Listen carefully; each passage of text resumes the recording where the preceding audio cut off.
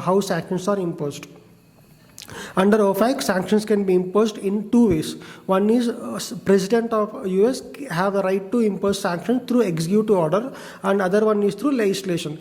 Legislation means they'll pass the bill in the lower house, and then it goes to upper house, and then it goes approved, and then if the majority of the members of the house gets approved, then they can impose sanctions. So these are the two ways sanctions are imposed under OFAC. One is through executive order, which is issued by the president. Another one is through legislation. These are how sanctions are imposed under OFAC. Going into a very confusing topic, and it is like very important as well. Sanction categories. I repeat, sanction categories, because it is not the type of sanctions. Okay, there are two categories of sanctions, and also when we speak about type of sanctions, because types of sanctions is a broad spectrum where you can apply to like overall scenario. But then when we speak about categories of sanctions, these categories of sanctions falls under only OFAC. The first one is comprehensive sanctions, and the other one is non-comprehensive sanctions. So under comprehensive sanctions, which means the sanctions, it is a blanket sanctions where it covers the entire country or entire entity. Because when we speak, when they say about the blanket sanctions, what is the purpose of a blanket? When you put a blanket, the whole thing is covered. So in the same way, comprehensive sanctions are the blanket sanctions where it covers the whole entity or the whole country. When it comes to non-comprehensive sanctions, they are specific to certain sector or certain goods.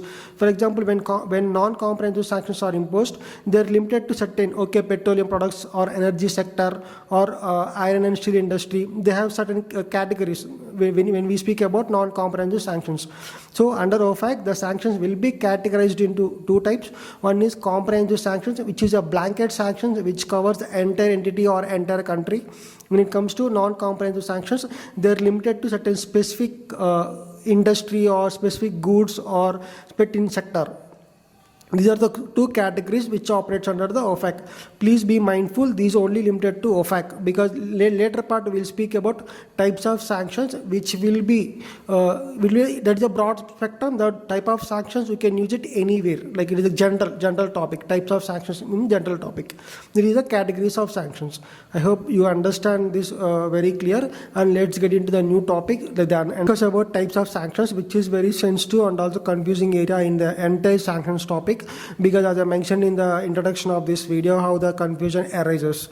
Okay, now you pay little attention, so everything will be sorted. So types of sanctions, there are many types of sanctions, but remember in an interview, or if you're giving a presentation, you no need to cover all the areas, because in the presentation you hardly having 10 minutes or 15 minutes.